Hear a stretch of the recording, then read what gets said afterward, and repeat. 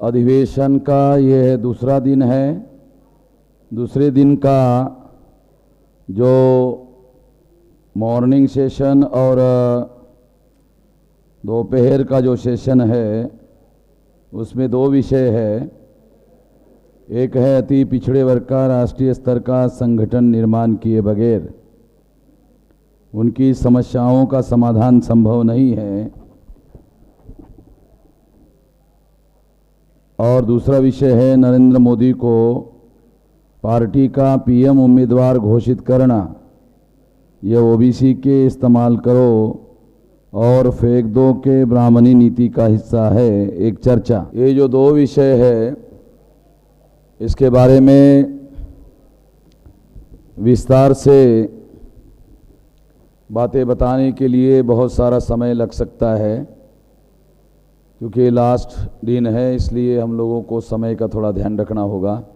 इसलिए प्रिसाइजली मैं कुछ बातें आप लोगों को मंडल कमीशन के दौरान जो मंडल कमीशन का रिपोर्ट बनाया गया था, उस रिपोर्ट में अति पिछड़े वर्ग के लोगों की अलग सूची, जातियों की अलग सूची बनाई गई थी,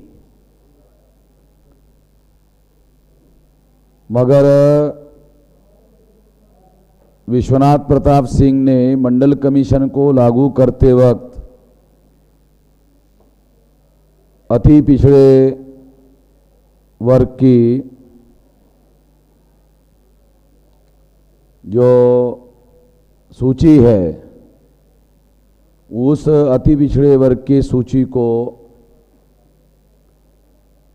मान्यता नहीं दी। एक तो विश्वनाथ प्रताप सिंह ने मंडल कमीशन को जो मान्यता दी थी वो केवल नौकरियों में आरक्षण की मान्यता दी थी और एजुकेशन में रिजर्वेशन को मान्यता नहीं दी थी। तो एजुकेशन में रिजर्वेशन को मान्यता ना देना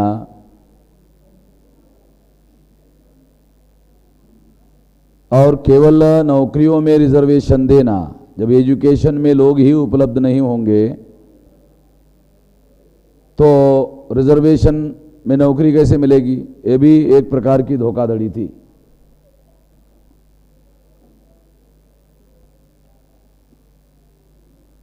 उसके साथ साथ जो अति पिछड़े वर्ग के लोगों की सूची लिस्ट दी गई थी LR नाइक के द्वारा, उसको विश्वनाथ प्रताप सिंह ने स्वीकार नहीं किया।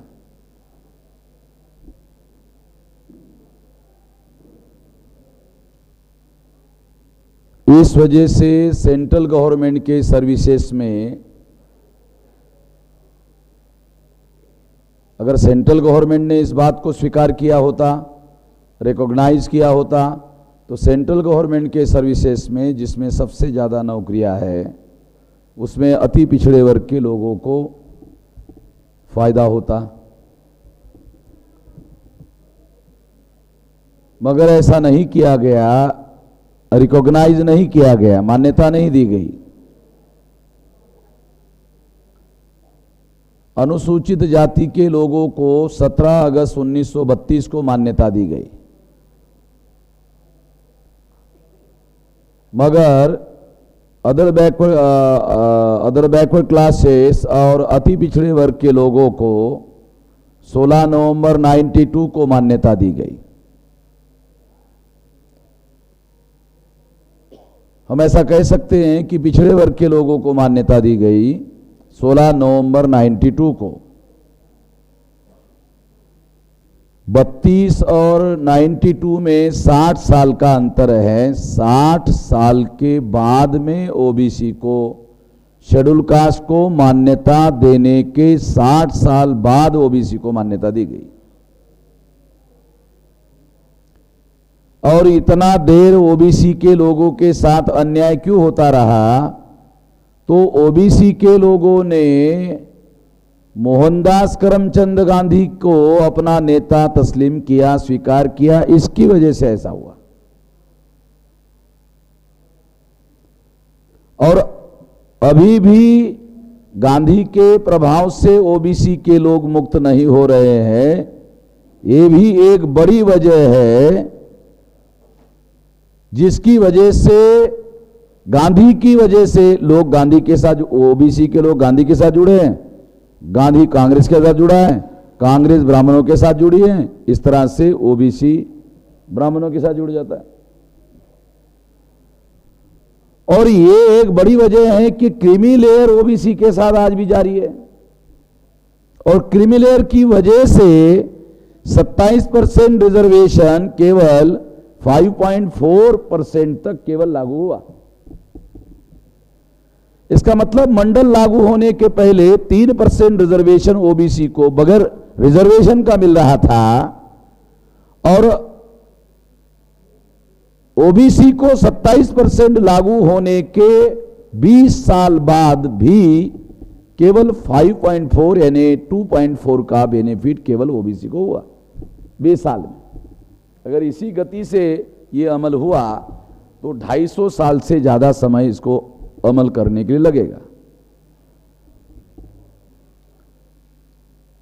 तो चूंकि ओबीसी जब गांधी के साथ जुड़ा रहता है, गांधी कांग्रेस के साथ जुड़ा रहता है, और कांग्रेस ब्राह्मणों के साथ जुड़ी रहती है, तो ओबीसी ब्राह्मणों के साथ जुड़ा रहता है। तो इसलिए ये ब्राह्मणों और ब्राह्मणवाद से जब जागृत नहीं होता है तो ब्राह्मण इसके खिलाफ साजिश करने में लगातार कामयाब होते रहते हैं, क्योंकि ओबीसी इसके खिलाफ खड़ा नहीं होता है।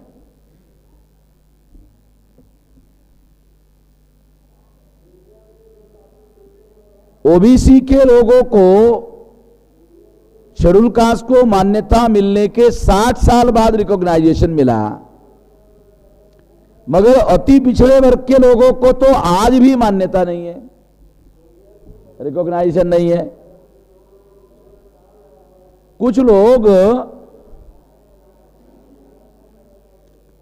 अदर बैकवर्ड क्लासेस के कुछ लोग हैं जो ऐसा मानते हैं कि ओबीसी के रिजर्वेशन को डिवाइड करना सही नहीं है।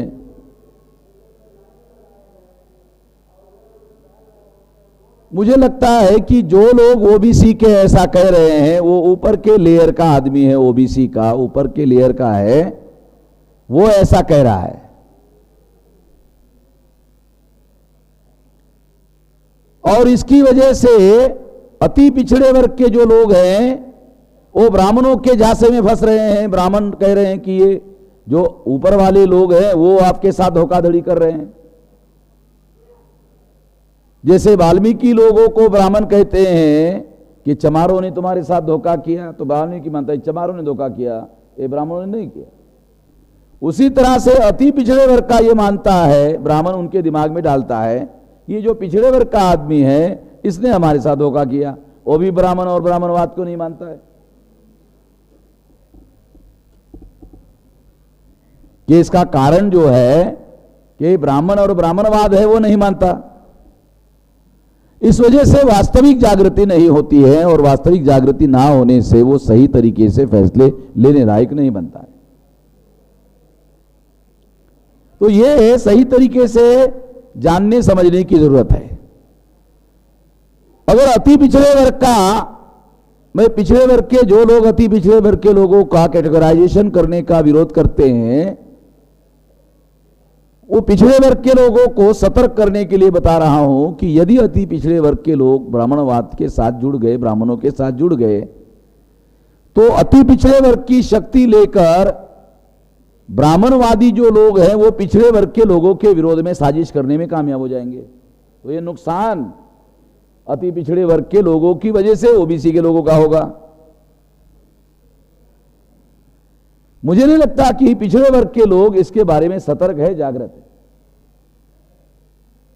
बिहार में ऐसा हुआ, और नरेंद्र मोदी का प्रचार सारे देश भर में अति पिछड़े वर्ग के लोगों में कि अति पिछड़े वर्ग का आदमी प्रधानमंत्री बनाया जा रहा है, ऐसा किया जा रहा है। इवन उत्तर प्रदेश में और बिहार में, यानी ब्राह्मणों ने क्या किया, जातिवाद की कार्ड को, जाति का कार्ड खेलकर काउंटर करने की कोशिश की। अगर जातिवाद को जातिवाद के आधार पर काट किया जाए तो जातिवाद करने वाले लोगों के पास इसका कोई काउंटर नहीं होता। अब मुलायम सिंह यादव को या लालू प्रसाद यादव को या नीतीश कुमार को नरेंद्र मोदी का जो मामला है उसको काउंटर करने के लिए काफी दिक्कत हो रही है। अब ये सामान्य तरीके से इसको काउंटर नहीं किया जा सकता। तो इसको काउंटर करने का तरीका है कि अति पिछड़े वर्ग के लोगों को सम्मान के साथ रिप्रेजेंटेशन व्यवस्था में दिया जाए, ये उपाय है। जब लालू जी चुनाव हार गए तो हारने के पहले ही मैंने 1 साल पहले अभियान चलाया था कि ऐसा होने वाला है और अति पिछड़े वर्ग के लोगों की वजह से लालू जी के राजनीतिक भविष्य पर प्रश्न चिन्ह लग सकता है। तो जब चुनाव का रिजल्ट आया, लालू जी चुनाव हार गए, तो विश्लेषण के जो आर्टिकल चुनाव के बाद छपे तो उसमें उन्होंने बताया कि अति पिछड़े वर्ग के लोगों ने लालू जी के विरोध में जो नीतीश गठबंधन है उसको वोट दिया, इसकी वजह से लालू जी चुनाव हार गए। ये मैं 1 साल पहले बता रहा था।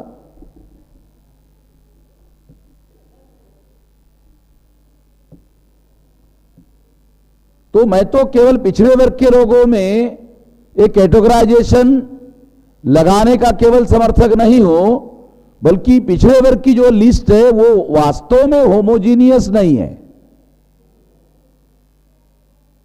जैसे शेड्यूल कास्ट सारे के सारे अछूत है, जैसे शेड्यूल ट्राइब सारे के सारे आदिवासी है, उस तरह का होमोजीनियस ग्रुप ओबीसी नहीं है।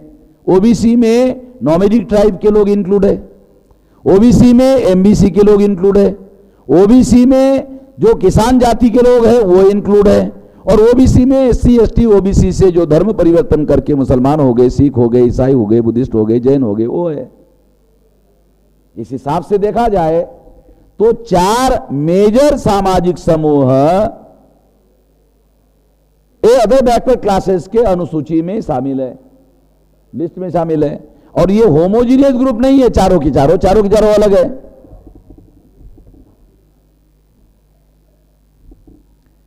इसलिए यदि कैटेगराइजेशन किया जाए तो संख्या के अनुपात में 52% लोगों को 52% हिस्सेदारी मिल सकती है। उसी तरह से यह बात आदिवासियों में लागू किया जाए। आदिवासियों में एनेक्सर 1 या एनेक्सर 2 बनाया जा सकता है। तो जो एडवांस आदिवासियों की जातियां है उनको उनकी संख्या के अनुपात में दिया जाए, और जो उसके अंदर भी ज्यादा पिछड़ी जातियां है उनको भी उनके संख्या के अनुपात में दिया जाए। दूसरा, केवल संख्या के अनुपात में एससी एसटी ओबीसी के लोगों का कैटेगराइजेशन करने से क्रीमी लेयर का षड्यंत्र खत्म हो जाएगा। हम इसके समर्थन में हैं कि क्रीमी लेयर खत्म करो, कैटेगराइजेशन लागू करो। मगर केवल कैटेगराइजेशन से इन लोगों को बेनिफिट नहीं मिलेगा। तो प्लान बनाकर, योजना बनाकर शेड्यूल कास्ट में, मोस्ट बैकवर्ड शेड्यूल कास्ट में, शेड्यूल ट्राइब में, मोस्ट बैकवर्ड शेड्यूल ट्राइब में, ओबीसी में, नॉमिडिक ट्राइब, एमबीसी, ओबीसी, धर्म परिवर्तित मूल निवासी यानी पिछड़े मूल निवासी, इन लोगों के बच्चों को आइडेंटिफाई करके कि यदि इतनी संख्या में इतने बच्चों की या इतने लोगों की प्रशासन में जरूरत है तो उतने बच्चे एजुकेशन के दायरे में लाकर बाकायदा उनको तैयार किया जाए और उनके ही लोगों की भर्ती की जाए। तो योग्य लोग नहीं मिल रहे हैं, ये मामला खत्म हो जाएगा। इसके आगे और एक काम किया जा सकता है, और वो मैं ऐसा मानता हूं कि आने वाले समय में हम इसको देश में बड़े पैमाने पर लागू करेंगे, और वो ये है कि मेरिट शेड्यूल कास्ट के लोगों का शेड्यूल कास्ट के साथ कंपटीशन किया जाए, और उसके अंदर सबसे ज्यादा ऑल इंडिया में जो मेरिटोरियस है उनको जॉब दे दिया जाए। मोस्ट बैकवर्ड शेड्यूल कास्ट के जो लोग हैं उनका ऑल इंडिया में कंपटीशन किया जाए, और उनके जो सर्वोत्तम लोग हैं उनके के संख्या के अनुपात में उनको जॉब दे दिया जाए। शेड्यूल कास्ट के, शेड्यूल ट्राइब के लोगों की ऑल इंडिया में कंपटीशन करो, शेड्यूल ट्राइब के लोगों के साथ में, और उनके जो सर्वोत्तम लोग हैं उनको उनके संख्या के अनुपात में दे दो। मोस्ट बैकवर्ड शेड्यूल ट्राइब के लोगों को दे दो, नॉमिनिक ट्राइब को दे दो, इसी तरह से उनका कंपटीशन लगाओ, एमबीसी का कंपटीशन लगाओ ऑल इंडिया का, और एमबीसी के लोगों के साथ ही लगाओ, और उनके अंदर जो सर्वोत्तम लोग हैं उनको प्रशासन में दे दो संख्या के अनुपात में। तो योग्य लोग नहीं मिल रहे हैं, ये मामला हमेशा खत्म हो जाएगा, मामला ही खत्म हो जाएगा। बैकलॉग वाला जो मामला है वो जीरो हो जाएगा, खत्म हो जाएगा, एक ही झटके में हो जाएगा, और किसी को कोई ऑब्जेक्शन नहीं रहेगा, क्योंकि ऑल इंडिया में जो मेरिटोरियस होंगे उनको ही मिलेगा।